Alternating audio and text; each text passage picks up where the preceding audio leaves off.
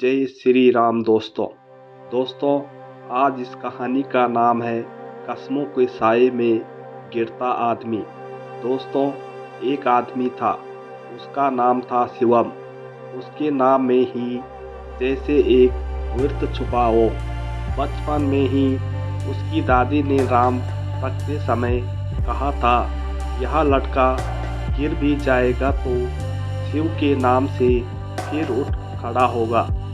पर उसकी दादी के जाने के बाद शिवम का जीवन जैसे बार बार गिरने की आदत में बदल गया था। उसकी पहली कसम थी। शिवम जब 20 वर्ष का हुआ तो पहली बार उसने मंदिर में कसम खाई। वह कसम किसी प्रेम की नहीं थी, ना किसी धन की। वह कसम थी खुद से भागने की आदत छोड़ने की। दोस्तों, वह एक छोटे से शहर से आया था पढ़ाई के लिए। हरिद्वार गंगा का जल, साधुओं की आवाज़ और मंदिरों की घंटियाँ, सब कुछ उसे शुद्ध लगता था। पर उसके भीतर कुछ और था, एक कमजोरी जो हर बार उसे खींच ले जाती थी।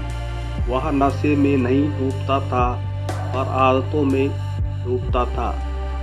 झूठ बोलने की, टालने की और फिर पछताने की। उस दिन उसने गंगा किनारे बैठकर कहा, आज से मैं बदल जाऊंगा। पर 3 ही दिनों में वह फिर वही बन गया। पशुपतिनाथ की शपथ ली। जब गिरावट लगातार होने लगी तो उसने सोचा, शायद जगह बदलने से आत्मा बदल जाए। वह काठमांडू पहुंचा और पशुपतिनाथ मंदिर के प्रांगण में खड़ा हुआ। चारों ओर मृत्यु और मोक्ष का साथ साथ दर्शन था। एक ओर जलती चिताएं, दूसरी ओर मंत्रोच्चार।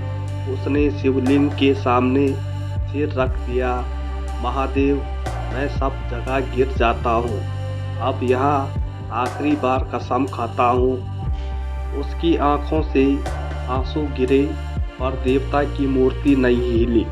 हिला तो बस समय। 3 महीने बाद वह फिर उसी आदत में फंस चुका था। अब पछतावा और भी गहरा था, क्योंकि अब वह ईश्वर से भी झूठ बोल चुका था, ऐसा उसे लगता था। फिर आया महाकुंभ। लाखों लोग, करोड़ों विश्वास और अनगिनत कस्मों की गूंज। शिवम ने सोचा, अगर यहाँ नहीं बदला तो कहीं नहीं बदलूंगा। उसने साधुओं के साथ स्नान किया, धूप अगरबत्ती जलाई और फिर वही वाक्य दोहराया, अब नहीं गिरूंगा। पर भीड़ चढ़ते ही उसका मन फिर अकेला पड़ गया और अकेलेपन उसका सबसे बड़ा दुश्मन था। अब वह हर मंदिर में कसम खाने लगा। दक्षिण भारत के प्राचीन मंदिर, उत्तर के पहाड़ी देवालय, छोटे गांव के शांत शिवालय, हर जगह वह वही शब्द, हर बार वही परिणाम। लोग कहते, तू बहुत धार्मिक है। पर शिवम जानता था, धार्मिक होना और मजबूत होना एक बात नहीं। एक रात जब वह एक सुनसान मंदिर की सीढ़ियों पर बैठा था तो पहली बार उसने ईश्वर से कुछ अलग पूछा, क्या गलती मेरी है या मेरी कसमों की? उस रात कोई घंटी नहीं बजी, कोई चमत्कार नहीं हुआ। बस एक बूढ़ा पुजारी पास आकर बैठा और बोला, बेटा, तू हर जगह कसम खा रहा है, पर कहीं खुद को समझ नहीं रहा। शिवम चुप रहा।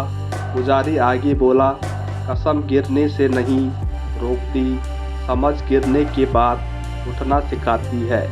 उस रात पहली बार शिवम ने कसम नहीं खाई। उसने सिर्फ यह स्वीकार किया, हाँ मैं गिरता हूँ। और यही स्वीकार उसकी यात्रा की असली शुरुआत थी। उस रात के बाद शिवम ने एक अजीब बात महसूस की। उसने कसम नहीं खाई, फिर भी मन हल्का था। पहली बार उसे लगा कि शायद समस्या यह नहीं थी कि वह गिर जाता है, समस्या यह थी कि वह गिरने से डरता था। सुबह होते ही वह उस मंदिर से चला गया। न कोई प्रण, न कोई प्रतिज्ञा, वह सीधे पहुंचा वाराणसी, जहां लोग जीवन से ज़्यादा मृत्यु को समझने आते हैं। यहाँ उसे एहसास हुआ कि लोग पाप से नहीं डरते, वे पापी कहलाने से डरते हैं। शिवम ने खुद से पूछा, मैं हर बार क्यों गिरता हूँ? उत्तर किसी एक आदत में नहीं था, उत्तर था दूसरों की उम्मीदों में, परफेक्ट दिखने की जिद में और खुद को स्वीकार ना कर पाने में। वह हर बार बदलना चाहता था, पर एकदम बदल जाना चाहता था, और यही उसकी सबसे बड़ी भूल थी। घाट पर एक आदमी रोज चाय बेचता था, ना भगवा वस्त्र, ना जटाएं, पर उसकी आंखों में ऐसी शांति थी जो शिवम ने बड़े बड़े साधुओं में भी नहीं देखी थी। एक दिन शिवम ने पूछ लिया, आप कभी गलत नहीं करते? चाय वाले ने हंसकर कहा, रोज करता हूँ तो फिर शर्म नहीं आती? वह बोला, गलती पर शर्म आती है, खुद पर नहीं। यह वाक्य शिवम के भीतर उतर गया। शिवम को समझ आने लगा कि कसम एक दिन का बोझ होती है, आदत रोज का अभ्यास। वह हर बार कसम खाकर अपनी कमजोरी को ढक देता था। अब उसने उल्टा किया, उसने अपनी कमजोरी को देखना शुरू किया। जब मन भटका तो उसने कहा, हाँ आज मन कमजोर है। न मंदिर गया, न सिर झुकाया, बस सच बोला। पर परिवर्तन कोई सीधी रेखा नहीं होती। एक दिन वह फिर गिर गया, पहले की तरह नहीं, पर गिरा जरूर। पुराना शिवम होता तो खुद को कोसता, मंदिर भागता, नई कसम खाता। पर इस बार उसने डायरी खोली और लिखा, आज गिरा हूँ पर आज झूठ नहीं बोला। उस रात वह पहली बार पछतावे के बिना सोया। शिवम को समझ आ गया, ईश्वर उससे यह नहीं पूछेगा कि तू कितनी बार गिरा। सवाल बस यह होगा, हर गिरावट के बाद तू कितना ईमानदार रहा। कसमों ने उसे डराया था, सच ने उसे आज़ाद किया। अब शिवम मंदिरों से भागता नहीं था, पर उन्हें पकड़कर खड़ा भी नहीं रहता था। उसके भीतर कुछ बदल चुका था। अब वह गिरने के बाद खुद को सजा नहीं देता था, बल्कि खुद को समझाता था। एक दिन उसे अपने पुराने शहर लौटना पड़ा, वही जगह, वही लोग, वही माहौल जहां वह सबसे ज़्यादा गिरा था। उसने तय किया, इस बार अगर गिरा तो किसी मंदिर में कसम खाने नहीं जाऊंगा। यह निर्णय आसान नहीं था, क्योंकि पहले मंदिर उसकी ढाल थे, अब उसे बिना ढाल के खड़ा होना था। पहले ही हफ्ते वह उसी मोड़ पर आ खड़ा हुआ जहां से उसकी गिरावट शुरू होती थी। मन ने कहा, बस एक बार फिर सब ठीक कर लेंगे। पहले शिवम होता तो डरता भागता, भगवान को याद करता, पर इस बार उसने सिर्फ इतना कहा, मैं जानता हूँ यह रास्ता मुझे कहाँ ले जाएगा। और वहाँ से लौट आया। न कोई जयकारा, न कोई चमत्कार, बस एक छोटी सी जीत थी।